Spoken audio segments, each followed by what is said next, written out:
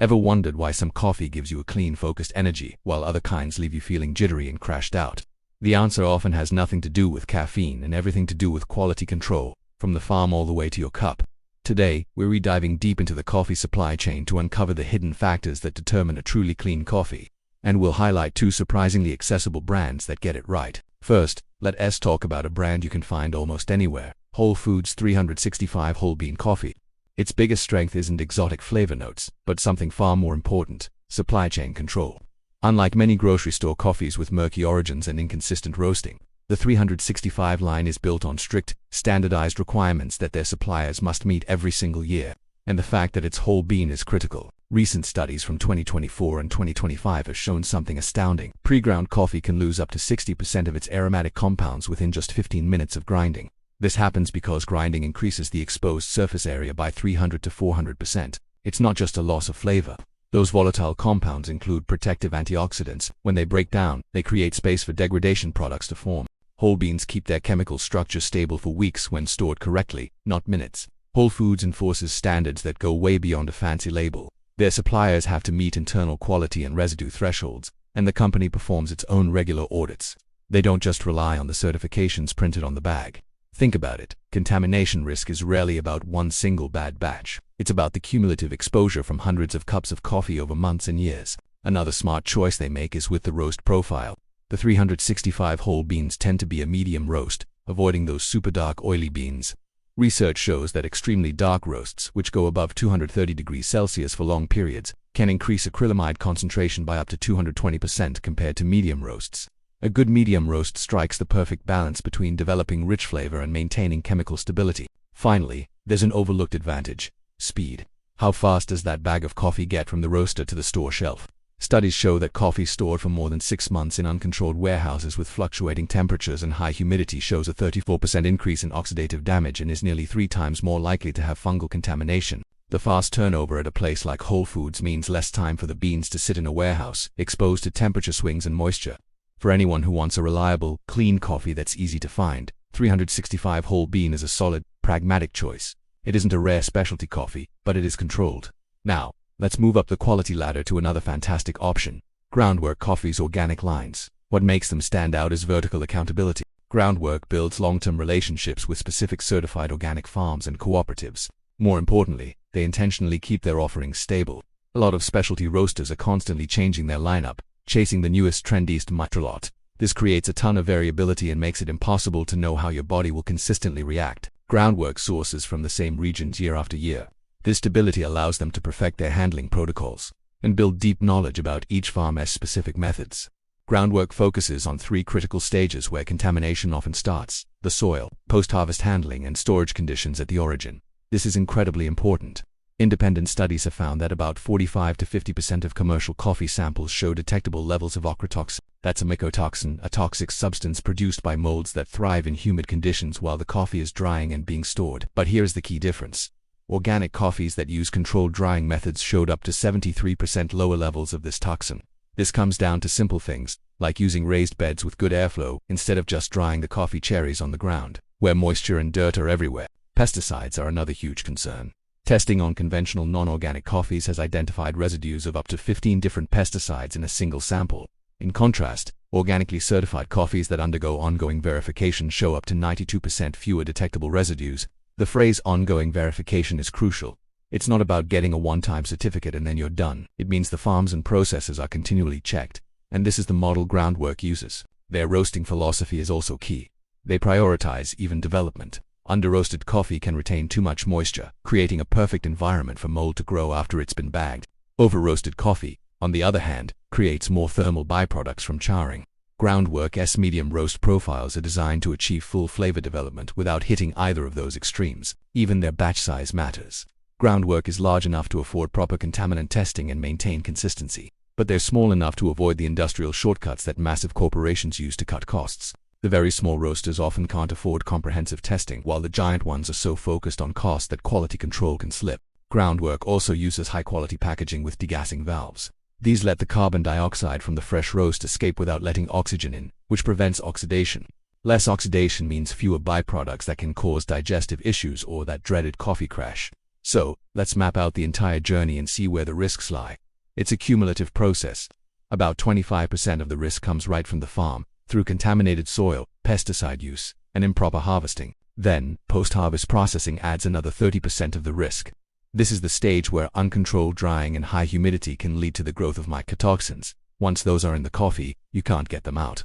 Next, storage at the origin farm or facility adds another 20% of risk from long storage times, uncontrolled temperatures, and even insect infestations.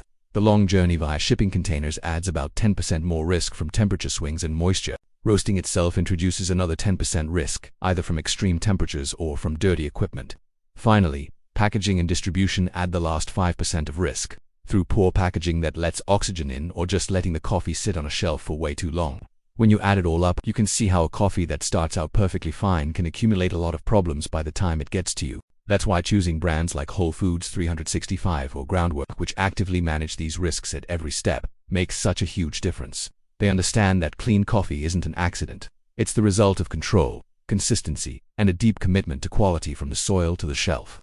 The next time you buy coffee, think beyond just the flavor notes. Think about the entire journey that bean took to get to you. Thanks so much for watching. If you found this helpful, give this video a like and subscribe for more deep dives into the food we eat every day.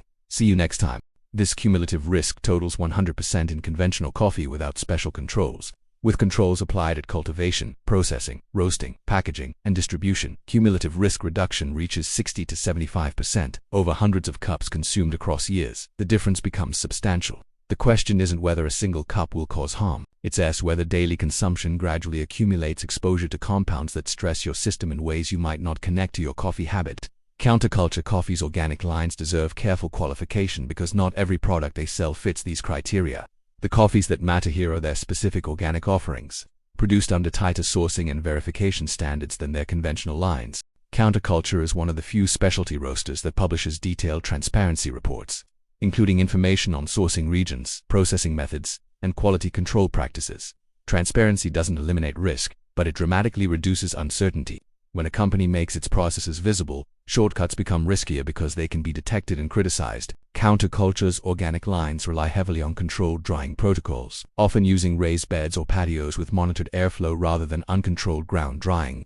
This reduces the likelihood of mold development before the coffee even leaves the producing country. Once defects appear at this stage, no amount of roasting can fully remove their chemical consequences. Roasting can kill active mold, but it can't eliminate the mycotoxins that mold produces or reverse the chemical changes that occur in beans exposed to sustained moisture and microbial activity. Counterculture's roasting approach favors light to medium roasts that are fully developed rather than aggressively pushed. Full development means bringing the entire bean to a consistent internal temperature and allowing chemical reactions to complete without rushing the process. Batch traceability adds another layer of risk reduction. Systems with narrow lot traceability can identify problems an average of 15 to 21 days faster than mass blending systems, reducing consumer exposure to problematic batches by approximately 67%. When an anomaly appears, it can be traced to a specific farm, processing method, or storage condition. Counterculture invests in rapid post-roast distribution and uses packaging designed to slow oxidation without introducing additional chemical treatments. Faster delivery windows reduce the time coffee spends in conditions where temperature and humidity fluctuate. Coffee that experiences repeated temperature swings undergoes expansion and contraction that can break down cell structures, release oils, and accelerate the formation of rancid compounds. Love-grown coffee demonstrates that narrow focus is a legitimate risk reduction strategy. Unlike large brands that expand endlessly into new categories, Love-grown keeps its offerings limited. More SKUs mean more suppliers, more processing variations, more storage locations, and more opportunities for inconsistency. By staying focused, Love-grown maintains tighter oversight across its sourcing and production. The company knows its suppliers intimately, understands their practices, and can detect deviations quickly because they're not managing dozens of different supply chains simultaneously. Love-grown emphasizes organic sourcing combined with conservative roasting and packaging, but their real advantage is repeatability. These coffees aren't designed to chase trends or deliver novelty flavor profiles. They're designed to be the same product month after month, year after year. People who drink Love-grown regularly often report fewer fluctuations in tolerance, energy levels, and digestive response. When coffee is consistent, your body adapts to it. When coffee varies constantly, adaptation becomes impossible. If this kind of practical filtering helps you make better daily choices without turning coffee into a research project, subscribing keeps this channel focused on exactly that kind of content. No hype, just fewer problems over time. When we compare these four options directly, Each demonstrates a distinct strength. Whole Foods 365 Whole Bean excels at supply chain control, at scale with regular supplier audits, enforced quality thresholds, and fast stock turnover. The whole bean format minimizes oxidation, and medium roast profiles avoid extreme byproducts. The limitation is less transparency about individual farms, but for consumers prioritizing convenience and wide availability, it's the most accessible option. Groundwork Coffee's organic lines focus on vertical accountability with emphasis on soil health and post-harvest handling. They maintain stable relationships with certified organic cooperatives, allowing institutional knowledge to build over time. Their intermediate scale allows consistent testing without industrial shortcuts. Groundwork is ideal for consumers who value early preventive intervention in the production chain. Counterculture Coffee's specific organic lines stand out for published transparency and traceability. Controlled drying protocols at origin reduce pre-roast contamination. Narrow lot sizes facilitate anomaly detection, and rapid post-roast distribution is standard practice. The important caveat is that not all counterculture products qualify, only specific organic lines. They are perfect for consumers who value documented accountability and want to trace coffee back to specific sourcing regions. Love-grown Coffee's strength lies in narrow product focus. Limited product lines allow tighter oversight across sourcing, roasting, and packaging with clear roast date information and realistic freshness expectations. The trade-off is less variety and flavor profiles, but that's by design for consumers who prefer repeatability over novelty. Another important context for 2026 is regulatory pressure. Testing standards for contaminants are becoming stricter in many regions, and brands that already operate within conservative bounds are less likely to face sudden reformulations or supply chain disruptions. Companies that rely on marketing claims rather than process control are most exposed to regulatory changes. That instability often results in quiet reformulations that consumers only notice after problems arise. The coffee that used to work fine suddenly causes digestive issues, or energy levels become erratic.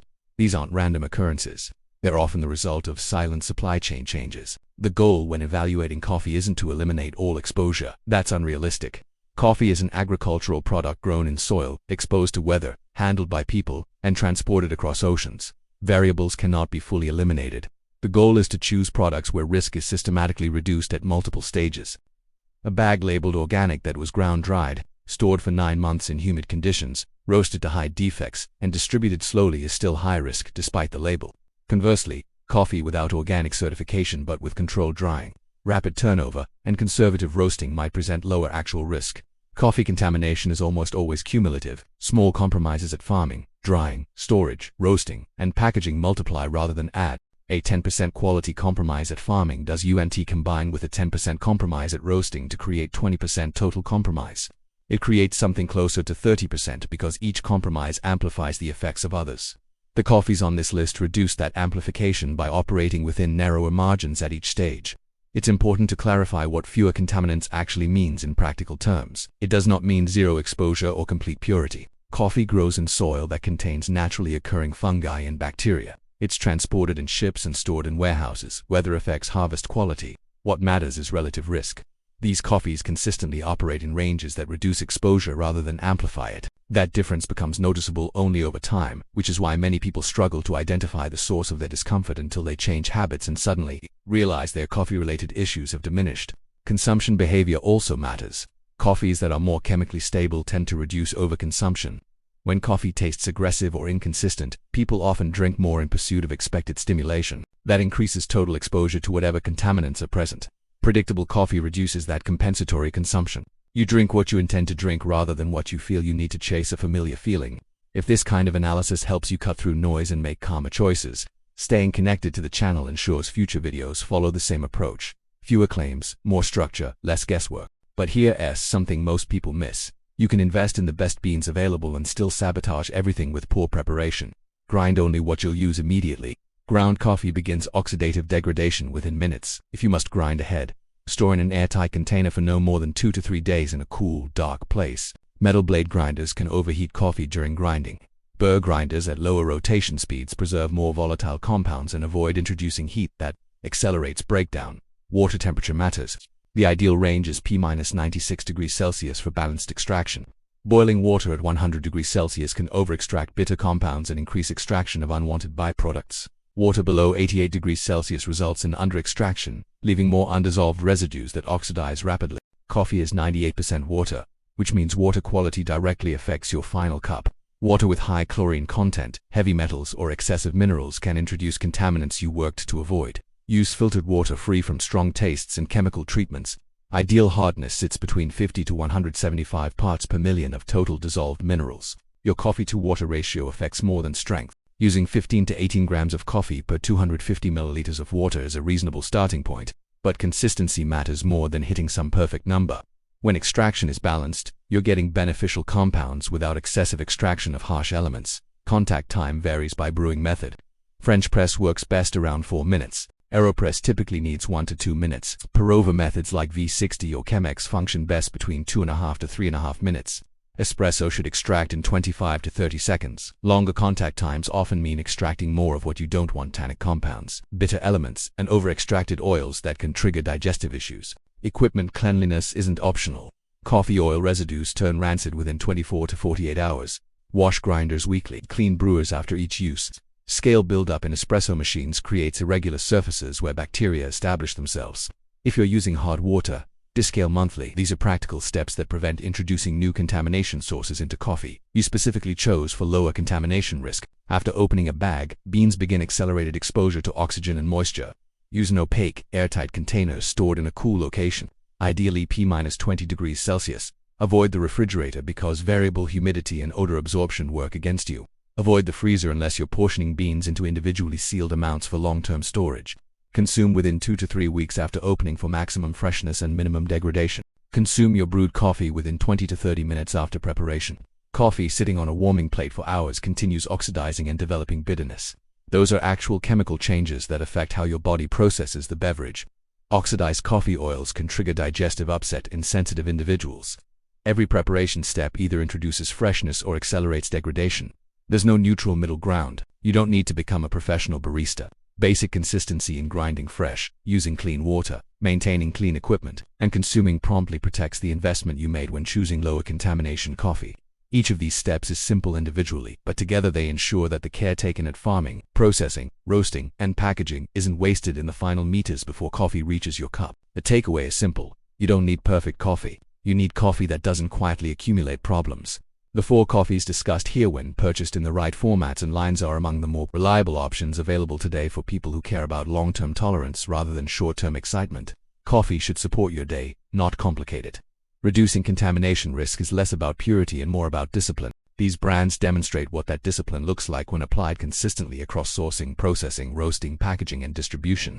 Control the variables you can control through proper preparation and storage. Choose products from companies that control the variables they can control through systematic risk reduction at multiple stages. Over time, the cumulative effect is coffee that works with your body instead of quietly against it. That's not marketing language. That's the practical result of making decisions based on process rather than promises. And it's the difference between coffee as a daily stressor and coffee as a reliable, sustainable part of your routine.